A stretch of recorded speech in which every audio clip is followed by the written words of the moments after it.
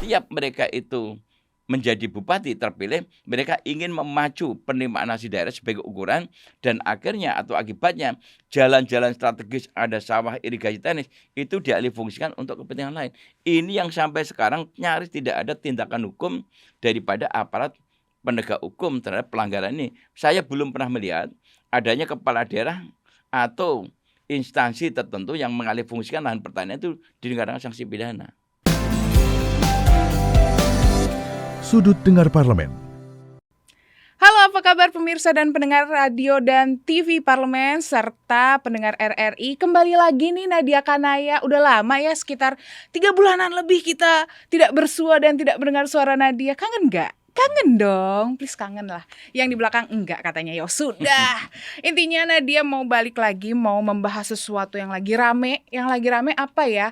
Yang lagi rame adalah, tahu nggak kalau kita keluar sekarang terik banget, terus debunya, terus banyak juga. Kemarin bahkan Ibu Sri Mulyani sempat ngerasa batuk-batuk karena katanya tenggorokannya nggak enak karena udara. Emang polusinya lagi tinggi ya kan.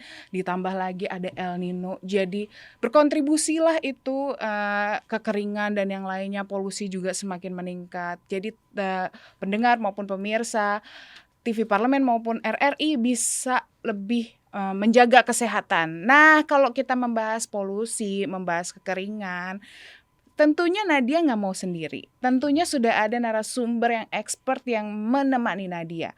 Sudah ada Bapak Firman Subagio dari Komisi 4, fraksi Golkar dari Jateng 3, tetangga saya. Assalamualaikum, selamat pagi Bapak. Waalaikumsalam warahmatullahi wabarakatuh. Selamat pagi menjelang siang. Iya. Apa kabar Mbak Nadia? Iya, Kapan Bapak. pulang kamu? Wah, saya kapan ya? Menunggu waktu cuti yang tepat lah, Pak. Atau nunggu undangan? Oh iya, boleh kalau mau diundang sama Bapak. Kita ke Pati karena di sana banyak sekali produksi-produksi. Semangka lagi tinggi ya, Pak, kalau di sana? Tidak semangka, kalau Pati itu banyak kulinernya. Oh, kulinernya Ya, apa tuh, Pak? Sate yang kerbau. menarik itu makanan khas di sana kan ada nasi gandul. Oh, nasi gandul. Tapi juga. nasi gandul itu kan banyak jeruan. Tapi itu nikmat loh, Pak. Tapi itu nikmat. Terus? Tapi ada yang paling menarik itu adalah mangut kepala ikan. Wah, kepala manyung ya, Pak? Kepala manyung. Wah, itu yang luar biasa. Banget itu emang. Itu yang harus teman-teman dari parlemen harus nyoba. Wah, nggak cuma teman-teman parlemen dong, semuanya ya Pak, masyarakat yang datang ke Pati harus mencoba. Wah, nanti kita tunggu undangan dari Pak Firman ya. Nah, kita mau membahas soal udara, polusi udara, kualitas udara yang semakin buruk. Kalau di Pati sendiri nih Pak, gimana dengan kondisi di sana? Kalau di Pati ya, mengenai masalah yang terkait dengan panas udara ini bukan karena asap, tetapi karena memang El Nino. Karena di Pati itu kan terbagi dua ya, wilayah selatan itu bagian timur sedikit, itu adalah wilayah pertanian yang boleh dibilang di sana itu adalah irigasi teknis. Dan kemudian di Pati Utara itu memang daerah yang dari zaman ke zaman itu daerah kehutanannya bagus dan kemudian daerahnya dingin, pegunungan karena lereng Muria, sehingga di sana itu relatif lebih bagus dibandingkan selatan. Oleh karena itu kalau kita bicara tentang masalah panas suhu udara, di sana itu banyak wilayah-wilayah tak ada hujan, dan di Pati itu masuk kategori Pantura. Jadi sebelah jalan Pantura itu udah laut. Sampai Rembang, sampai Tuban, sampai ke Gresik, itu laut semua. Jadi memang kombinasi antara El Nino dengan udara dari laut, apalagi kalau kita bicara El Nino, ini kan ekosistem laut kan juga terganggu. Iya, oleh karena itu menjadi masalah yang sangat serius. Dan posisi sekarang ini memang yang dihadapi oleh masyarakat di sana itu adalah air bersih. Oh, jadi sudah mulai kesulitan air bersih. Sudah mulai kesulitan, sehingga banyak ya seperti kami sendiri dari DPR itu menyediakan mobil tangki yang memang setiap tahun itu kita manfaatkan, kita gunakan untuk memberikan bantuan kepada masyarakat yang membutuhkan, termasuk tempat-tempat ibadah, termasuk orang-orang punya hajatan, itu kalau butuh air kita kirim, dan kemudian kalau ada orang meninggal itu juga langsung kita kirim air untuk memandikan jenazah. Itu. Kalau secara global Pak, ini kan Indonesia memang sudah bahkan dari masuk ke dalam 6 negara yang paling berkontribusi terhadap polusi udara secara global nih Pak. Nah, apa sih sebenarnya dari pemerintah yang harusnya dilakukan tindakan-tindakan? Emang sudah keluar beberapa cara untuk menanggulangi, mulai dari gas emisi cek gas emisi, kemudian WFH-WFO kemarin sempat diberlakukan. Tapi apakah ini cukup efektif untuk mengurangi polusi dan memperbaiki kualitas udara, Pak? Ya, itu hanya menurut pandangan saya, itu hanya seperti Blanwil, pemadam kebakaran. Tetapi tidak menyelesaikan masalah. Itu sifatnya yang sementara. Tetapi yang lebih penting itu, yang lebih harus dikedepankan oleh pemerintah atau sebuah negara itu adalah bagaimana kita menjaga kelestarian lingkungan. Kehutanan kita itu seperti apa, dan kemudian juga khususnya Pulau Jawa, itu hutan kita ini semakin lama semakin berkurang. Karena karakteristik hutan di Pulau Jawa itu adalah hutan jati. Di mana hutan jati itu seperti di dapil saya itu, padi, blora, rembang gerobokan, itu hampir 40% itu udah hutan jati. Nah, kalau kita lihat hutan jati itu, kalau dilihat dari si ekonominya, hutan jati itu dipanen itu minimal paling cepat itu 15 tahun, 20 tahun. Artinya, kalau badan usaha milik negara perhutani itu harus setiap tahun harus menghasilkan sebuah keuntungan, itu tidak mungkin akan bisa mengejar dari penerimaan hasil jati. Oleh karena itu, saya sudah bicara dengan Pak Menteri BUMN agar perhutani di Pulau Jawa ini dirubah strategi pembangunannya atau dirubah tata kelolanya, yaitu tidak mengedepankan dari aspek ekonomi, tetapi harus mengedepankan daripada mempertahankan ekologi dan ekosistem. Apalagi belakangan ini ada bagi-bagi lahan yang diambil dari kawasan hutan yang boleh dibilang kawasan hutan tidak ada tegakannya, itu juga sebetulnya harus diperhitungkan kembali. Seperti di Blora kemarin itu, blora itu salah satu penghasil jati terbesar.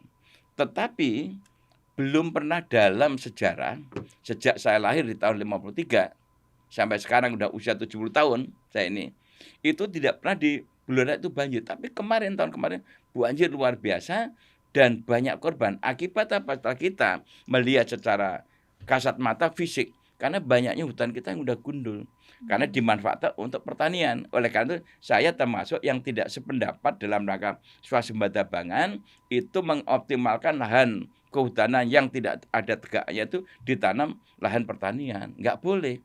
Karena di Undang-Undang 41 jelas bahwa ketika lahan kawasan atau kawasan hutan itu tegakannya itu tidak ada, maka harus dilakukan reboisasi, ditanam ulang, bukan kemudian dijadikan area lain seperti sekarang ini ditanam tebu dalam rangka untuk swasembada pangan, ditanam jagung dalam rangka untuk swasembada. Bukan itu. Nah, ini yang harus konsistensi daripada pemerintah untuk melaksanakan dan mencermati terhadap undang-undang yang sudah kita buat. Sebagus apapun undang-undang yang kita buat, ketika pelaksananya itu tidak konsisten, maka ini akan berjubah risiko besar.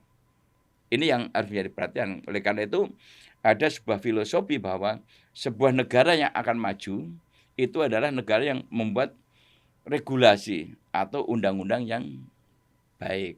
Oleh karena itu kami di DPR selalu mengedepankan jangan kita bicara berapa jumlah undang-undang yang kita buat, tapi undang-undang yang kita buat itu kualitasnya seperti apa, bisa diimplementasi atau tidak, itu persoalannya. Nah itu kira-kira nanti kita mau membahas lebih dalam lagi soal pemanasan, kemudian kekeringan dan juga El Nino nih Pak, dampaknya seperti apa. Tapi ternyata kita harus break sejenak, jadi jangan kemana-mana, tetap di Sudut Dengar Parlemen.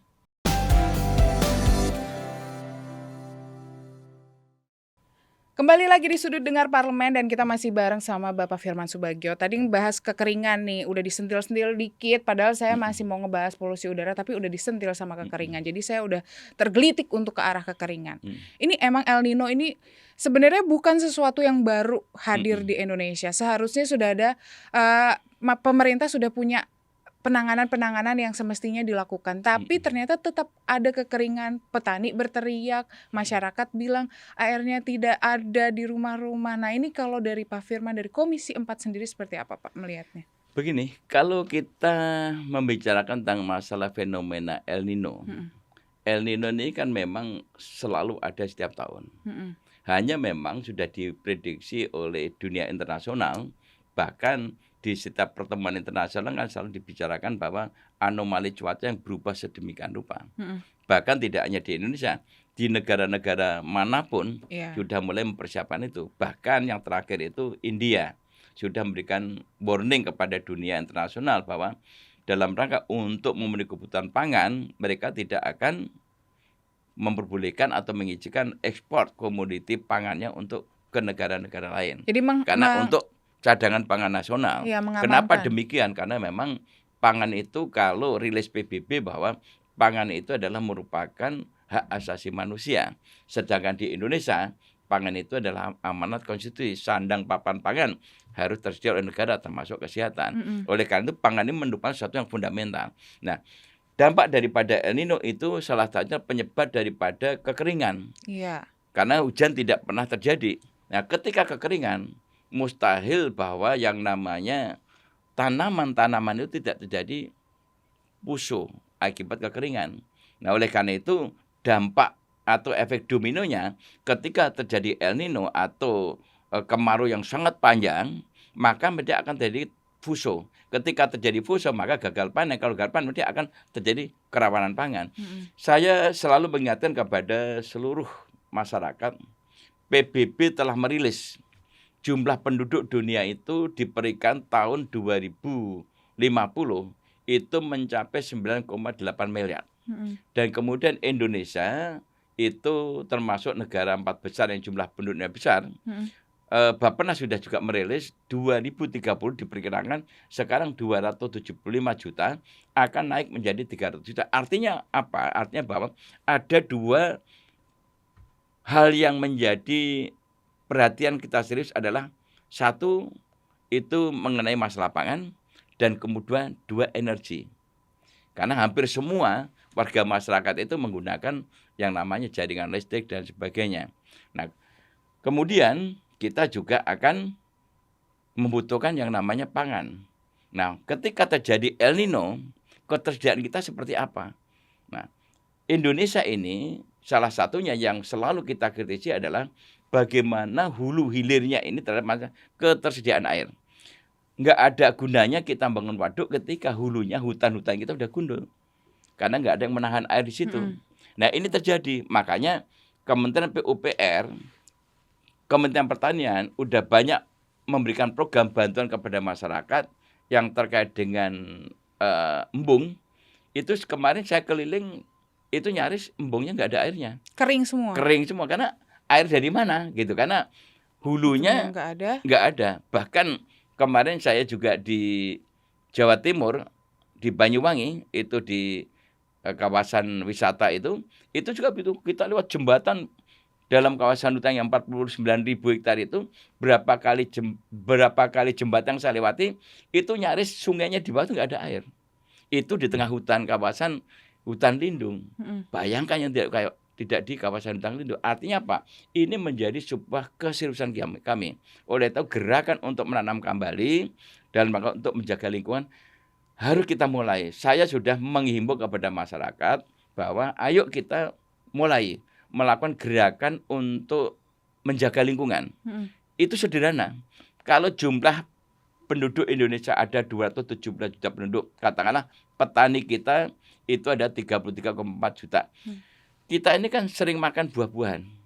Seperti katakanlah nangka itu ada bijinya, durian ada bijinya, mangga ada bijinya. Kalau biji-biji itu jangan dibuang sembarangan, itu dibibit atau kalau Jawa itu dideder ya, ditanam, kemudian itu ditanam, kemudian setelah benihnya muncul, itu setiap orang 1 hari nanam 1.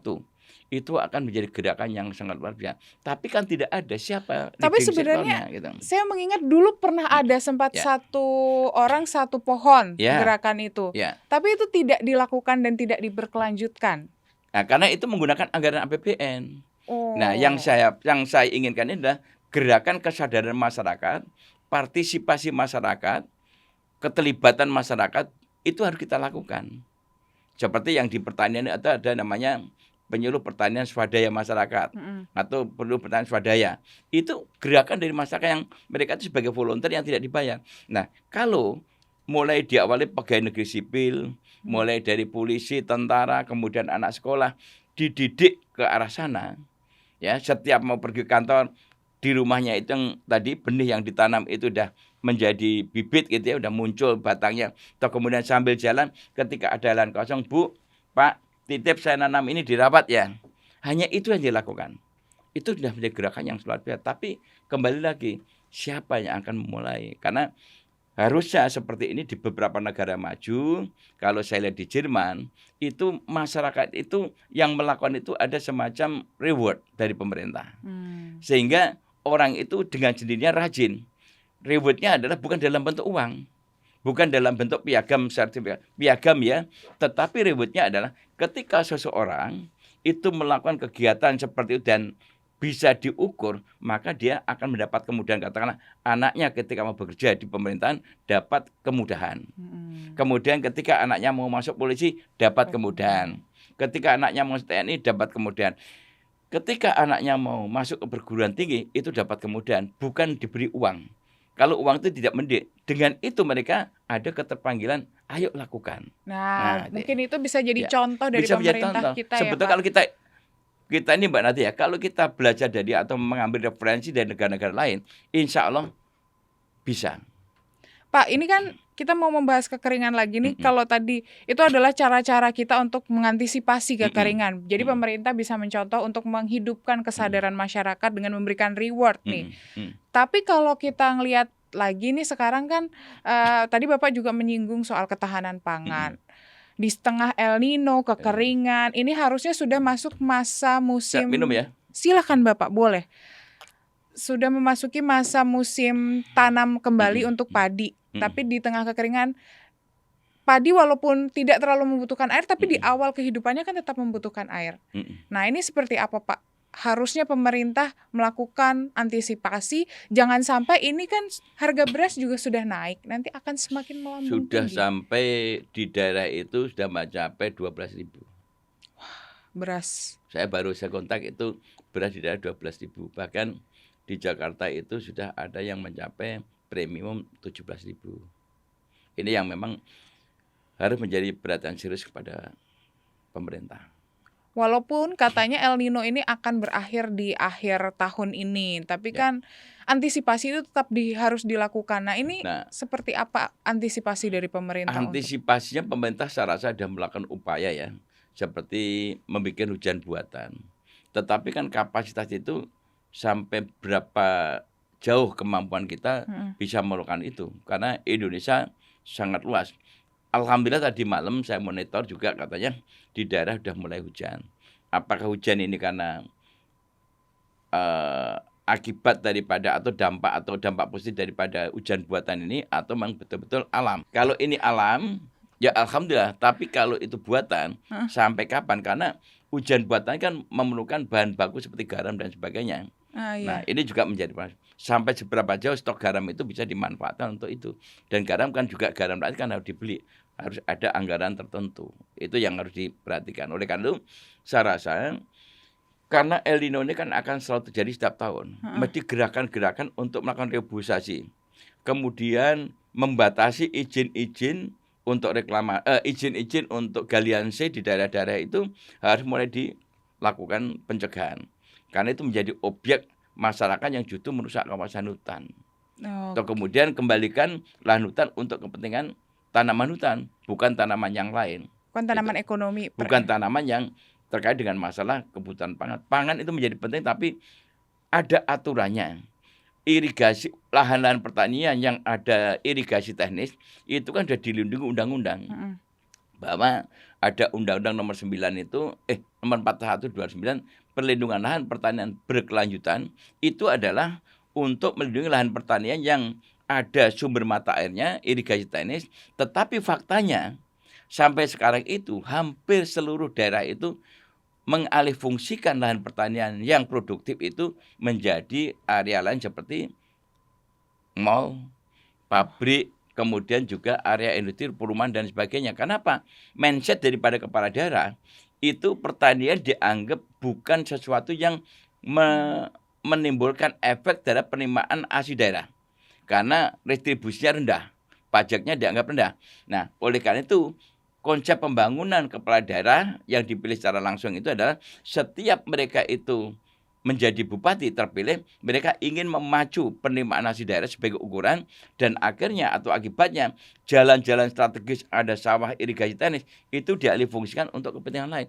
Ini yang sampai sekarang nyaris tidak ada tindakan hukum daripada aparat penegak hukum terhadap pelanggaran ini. Saya belum pernah melihat adanya kepala daerah atau instansi tertentu yang mengalihfungsikan lahan pertanian itu dikenakan sanksi pidana. Nah, ini harus kita bahas lebih dalam untuk nih, pembelajaran ternyata terbuka sesuatu hal yang sama ini belum kita tahu. Kalau ada aturan-aturan di mana harus dimanfaatkan, lahan itu harus dimanfaatkan untuk apa. Nah, kita akan bahas lebih lanjut lagi, tapi kita harus break terlebih dahulu. Jadi jangan kemana-mana, tetap di Sudut Dengar Parlemen.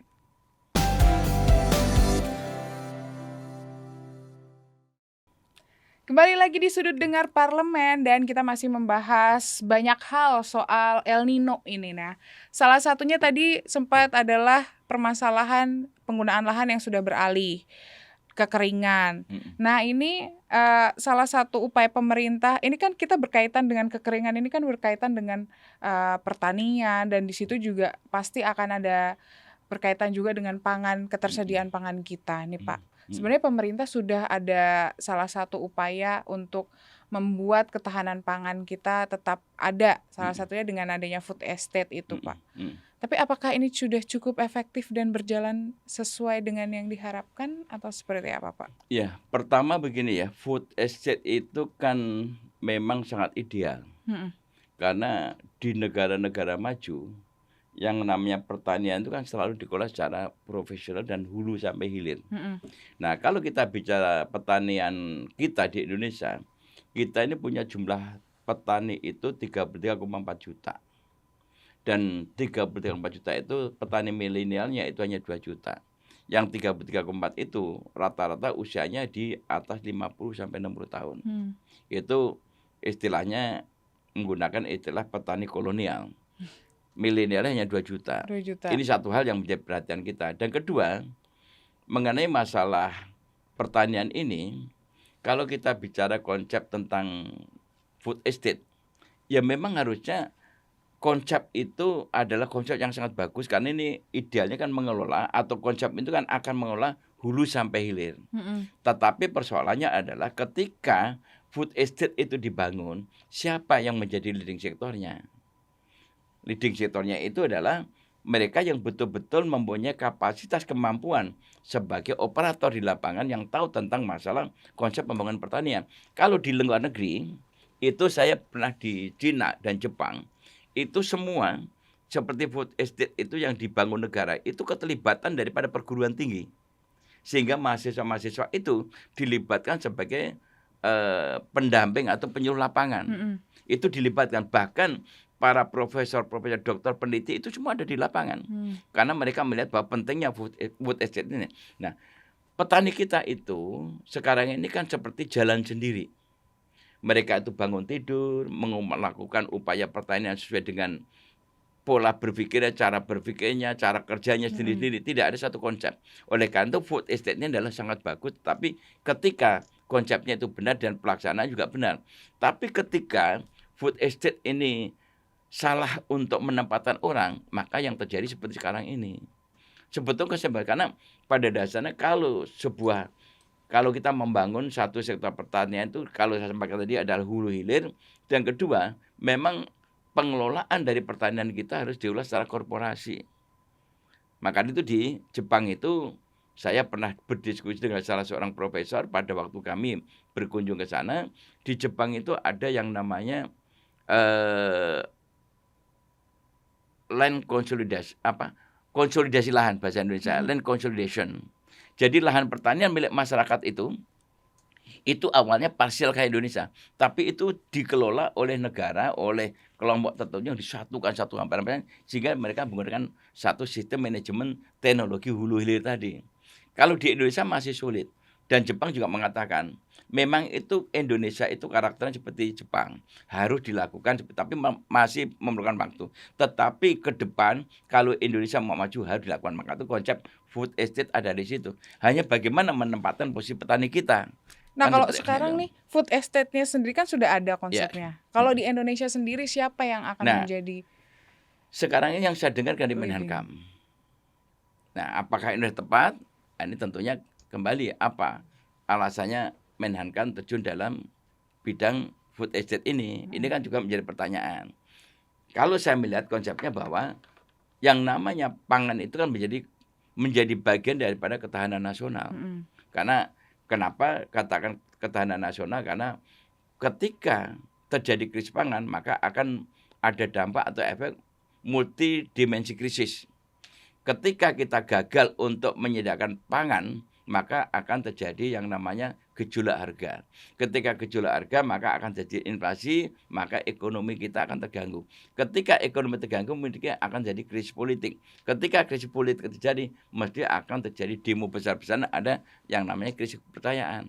Di negara maju manapun, ketika terjadi krisis pangan, itu risikonya tinggi. Makanya Bapak Presiden selalu mengatakan harus jangan sampai lengah untuk menjaga terhadap ketersediaan pangan nasional kita. Bagaimana dengan Badan Pangan Nasional kita? Nah, Badan Nasional Pangan ini selalu kita kritisi. Karena Badan Pangan Nasional ini sesuai dengan undang-undang yang kami bentuk. Tujuannya adalah untuk bagaimana menjadi penggerak terhadap swasembada pangan untuk menuju kedaulatan pangan. Ketahanan pangan menuju kedaulatan. Artinya bahwa kedaulatan pangan itu pangan tersedia produk dalam negeri, bukan pangan tersedia karena impor. Nah, yang sekarang saya lihat ini, Badan Pangan itu yang harusnya badannya akan membuat satu regulasi, tetapi Badan Pangan itu sudah menjadi eksekutor. Makanya kemarin kita kritik pada waktu rapat, anggaran yang ada itu lebih baik kerjasama dengan perguruan tinggi yang 400 sekian puluh miliar itu, bikin pendampingan, bikin lumbung padi, bikin ini. Tidak bagi-bagi beras. Karena bagi-bagi beras itu tugasnya Bulog yang mendapat penugasan. Bukan dari Badan Pangan. Dari Badan Pangan itu ada posisinya adalah sebagai regulator. Dan kemudian Badan Pangan harus mampu bagaimana untuk mengatasi terhadap kebutuhan pangan pokok yang begitu besar jumlahnya. Harus ada gerakan yang namanya bagaimana mengurangi konsumsi beras. Karena konsumsi masyarakat Indonesia itu per kapita 114 kilo. Di ASEAN, di Taiwan saja, itu yang namanya, Vietnam, di Vietnam, yang produsen berasnya itu sudah stabil seperti itu, hanya 69 kilo. Di Thailand 99 kilo, Singapura apalagi. Indonesia 114 kilo. Artinya 2 kali lipat. Jumlah penduduk yang besar seperti ini harus ada gerakan untuk mengurangi konsumsi yang namanya beras. Kenapa? Kalau kita mengkonsumsi karbohidrat berlebihan, maka risikonya juga terhadap kesehatan penyakit gula. Ya, betul. Nah, untuk gula juga seperti itu. Nah, ini yang dilakukan. Dan di sisi lain, kalau ada gerakan seperti itu, maka Badan Pangan juga harus melakukan satu kegiatan yang namanya untuk riset substitusi pangan. Bahwa pangan itu tidak harus menggunakan pangan pokok, tidak harus dari beras. Budayakan budaya makan lokal. Yang biasa makan sagu seperti di Papua, biar makan sagu. Yang biasa makan ubi, biar makan ubi. Yang biasa makan nasi jagung, biar nasi jagung. Itu dibudayakan. Nah, gerakan itu yang dilakukan bekerja sama dengan institusi ini seperti perguruan tinggi dan sebagainya. Nah, itu yang dilakukan, bukan Badan Pangan itu melakukan fungsi tugasnya berubah menjadi operator. Operator itu adalah Bulog dan lain sebagainya. Dulu gagasan dari Undang-Undang Pangan itu kan sebetulnya kami ingin menghidupkan kembali peran Bulog.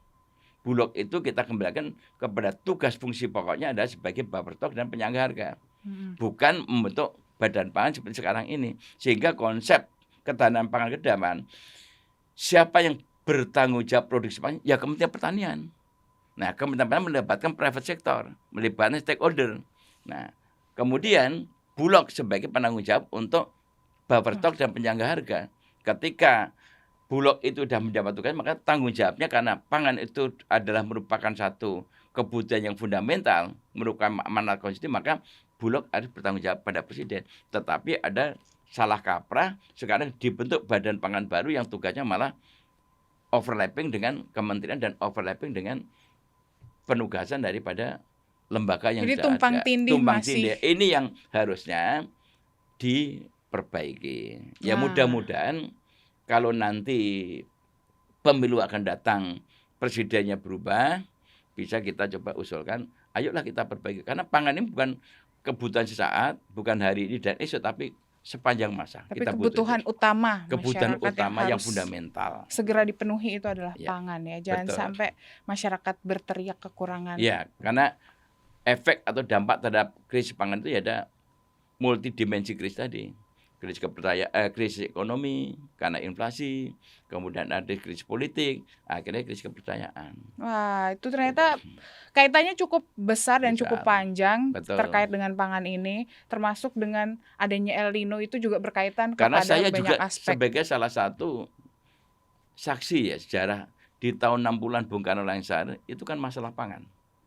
Ketika itu tahun 60-an, karena saya 53. Pak Harto juga masalah ekonomi, salah satunya pangan. Di negara-negara manapun, ketika pangan itu berisiko tinggi, kita harus hati-hati di situ. Jadi kita akan memperkuat ketahanan pangan kita. Nah, kita dari yang udara, polusi udara udah kita bahas, El Nino juga sudah kita bahas, sampai akhirnya kita melebar ke pangan pun juga sudah kita bahas secara komplit. Sudah waktunya kita pamit, Pak. Ternyata sudah 30 menit, gak terasa ya, Pak ya? Baik, terima kasih. Walaupun 30 menit ini semoga bermanfaat bagi masyarakat dan pemerintah.